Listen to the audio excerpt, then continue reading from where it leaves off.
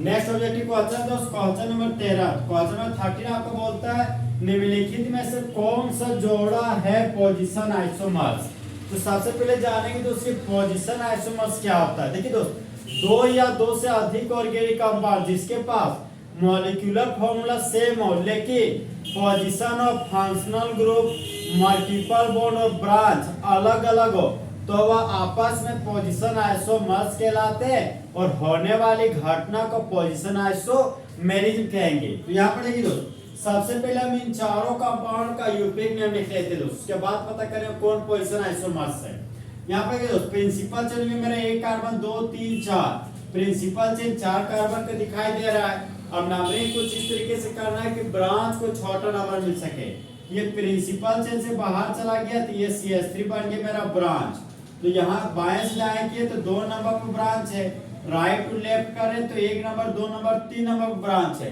तो छोटा नंबर दोस्त हमको लेफ्ट टू राइट मिल रहा है। तो प्रिंसिपल चेन हो गया 1 कार्बन 2 कार्बन 3 कार्बन 4 कार्बन। तो ब्यूटेक ने में तो सबसे पहले हम लोग ब्रांच का नाम लिखते हैं। तो 2 नंबर पर मिथाइल है तो सेकेंडरी प्रीफिक्स के रूप में हो गया दोस्त 2 मिथाइल। प्राइमरी प्रीफिक्स के रूप में दोस्त कुछ नहीं लिखेंगे क्योंकि ये मेरा ओपन चेन है। अगर क्लोज चेन होता तो प्राइमरी प्रीफिक्स के रूप में साइक्लो लिख देते हैं। अब हम दोस्त रूट वर्ड लिखेंगे। 4 कार्बन के लिए रूट वर्ड हो गया ब्यूट, तो ब्यूट लिख दिए। कार्बन और कार्बन के बीच सिंगल बॉन्ड है तो प्राइमरी सफिक्स के रूप में n लिखेंगे। यहाँ पर लिखिए दोस्त n। नंबर और अल्फाबेट है, यहाँ पर दूर हटो का साइन दे दिए। तो इस कंपाउंड का यूनिक नेम हो गया 2 मिथाइल ब्यूटेन। अब यहाँ पर देखिए दोस्त, प्रिंसिपल चेन हो गया मेरा 1 carbon 2 carbon 3 carbon 4 carbon 5 carbon 1 2 3 4 5। तो प्रिंसिपल चेन से कोई बाहर गया नहीं, यहाँ पर किसी तरह कोई ब्रांच है ही नहीं। तो सेकेंडरी प्रीफिक्स के रूप में कुछ नहीं लिखेंगे। प्राइमरी प्रीफिक्स के रूप में भी दोस्त यहाँ पर कुछ नहीं लिखेंगे क्योंकि ये मेरा ओपन चेन है। 5 कार्बन के लिए रूट वर्ड के लिए पेट लिख दिए दोस्त। प्राइमरी सफिक्स के रूप में कार्बन कार्बन के बीच सिंगल बॉन्ड है तो प्राइमरी सफिक्स के रूप में दोस्त n लिखेंगे। तो इस कंपाउंड का यूनिक नेम हो गया आपका पेंटेन। अब यहाँ पर देखिए दोस्त, प्रिंसिपल चेन हो गया 1 कार्बन 2 कार्बन 3 कार्बन। अब नंबरिंग कुछ इस तरीके से करना है कि क्लोरो ग्रुप को छोटा नंबर मिल सके। राइट टू लेफ्ट किए दोस्तों 1 नंबर पर क्लोरो है, बाएं से दाएं जाएंगे तो 1 2 3 पर क्लोरो है। तो नंबरिंग वाला दोस्त राइट टू लेफ्ट करेंगे तो 1 कार्बन 2 कार्बन 3 कार्बन। तो सबसे पहले हम दोस्त ब्रांच का नाम लिखते हैं। तो सेकेंडरी प्रीफिक्स के रूप में ब्रांच लिखते हैं। तो ब्रांच मेरा 1 नंबर पर है तो 1 पर क्लोरो है तो यहाँ पर लिखते हैं 1 क्लोरो। फिर देखिए दोस्त, हम लोग प्राइमरी प्रीफिक्स लिखते हैं। ओपन चेन है इसलिए कुछ नहीं लिखेंगे। 3 कार्बन के लिए रूट वर्ड प्रोप हो गया तो यहाँ प्रोप लिख दिए। कार्बन और कार्बन के बीच सिंगल बॉन्ड है तो प्राइमरी सफिक्स के रूप में n लिख दिए। नंबर और अल्फाबेट है तो हाइफन का साइन दे दिए।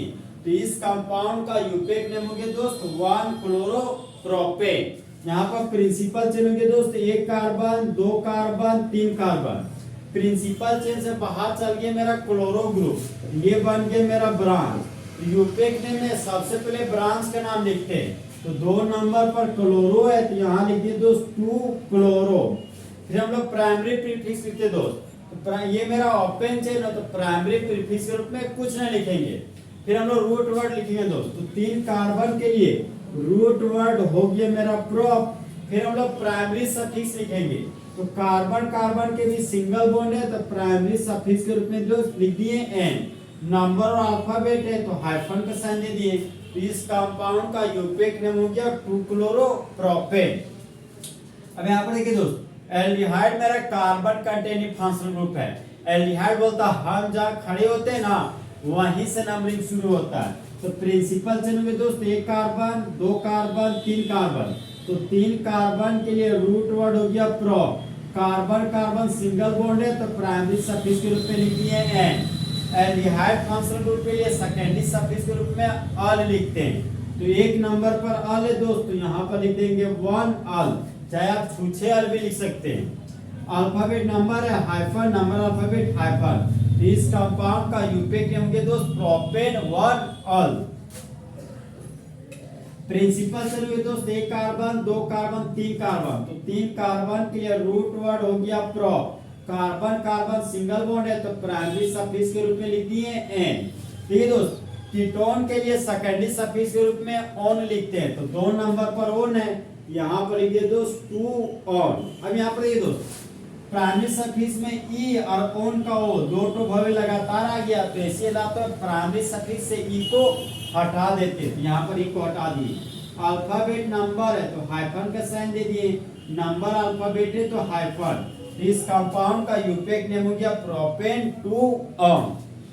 अब यहाँ पर देखिए दोस्त, ऑप्शन नंबर ए में देखते हैं यहाँ पे 1 2 3 4 5, 1 2 3 4 5 दोनों तरफ कार्बन का संख्या सेम है। अगर कार्बन का संख्या सेम है दोस्त तो हाइड्रोजन का संख्या अपने आप सेम हो जाएगा, तो दोनों का मॉलिक्यूलर फॉर्मूला सेम हो गया। अब हम दोस्त प्रिंसिपल चेन का लंबाई देखते हैं, यहाँ रूट वर्ड देखिए, 2 मिथाइल ब्यूटेन का रूट वर्ड हो गया ब्यूट और पेंटेन का रूट वर्ड हो गया पेंट, तो दोनों का मॉलिक्यूलर फॉर्मूला सेम है, लेकिन प्रिंसिपल चेन का साइज अलग अलग है, तो ये दोनों आपस में चेन आइसोमर्स कहलाएंगे। क्या कहलाएंगे दोस्त?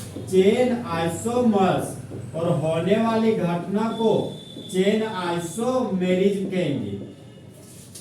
अब यहाँ पर देखिए दोस्त, नेक्स्ट ऑप्शन में आता है option number B, 3 carbon 3 carbon, 1 chloro 1 chloro, तो यहाँ पर 3 2 5 2 7 हाइड्रोजन, 3 3 6 7 हाइड्रोजन, तो दोनों तरफ का मॉलिक्यूलर फॉर्मूला सेम हो गया, तो दोनों कंपाउंड का मॉलिक्यूलर फॉर्मूला सेम है, लेकिन यहाँ पर ब्रांच का पोजीशन अलग अलग है। यहाँ 1 नंबर पर क्लोरो है, यहाँ 2 नंबर पर क्लोरो है, तो दोनों का मॉलिक्यूलर फॉर्मूला सेम है, लेकिन ब्रांच का पोजीशन अलग अलग है, तो ये दोनों आपस में पोजीशन आइसोमर्स कहलाएंगे, और होने वाली घटना को पोजीशन आइसोमेरिज कहेंगे। अब ऑप्शन नंबर सी में आते हैं दोस्त, दोनों का देखिए यहाँ 3 कार्बन है, यहाँ पर 3 कार्बन है, 1 ऑक्सीजन 1 ऑक्सीजन, 3 2 5 1 6 हाइड्रोजन, 3 3 6 हाइड्रोजन, तो दोनों का मॉलिक्यूलर फॉर्मूला यहाँ पर दोस्त सेम है, लेकिन फंक्शनल ग्रुप अलग अलग है दोस्त। यहाँ पर एल्डिहाइड फंक्शनल ग्रुप है और यहाँ पर कीटोन फंक्शनल ग्रुप है, तो दोनों का मॉलिक्यूलर फॉर्मूला सेम है, लेकिन फंक्शनल ग्रुप अलग अलग है, तो यह दोनों आपस में फंक्शनल आइसोमर्स कहलाएंगे, और होने वाली घटना को फंक्शनल आइसोमेरिज कहेंगे। तो क्वेश्चन नंबर 13 का दोस्त ऑप्शन नंबर बी हमारा पोजीशन आइसोमर है। क्वेश्चन नंबर 13 का ऑप्शन नंबर बी आपका दोस्त फुल एचडी में सही है। तो देखिए दोस्त, तुम्हें देखने वाले होंगे लाखों में, लेकिन हिमांशु कुमार के जैसा प्यार कहाँ होगा किसी की आंखों में।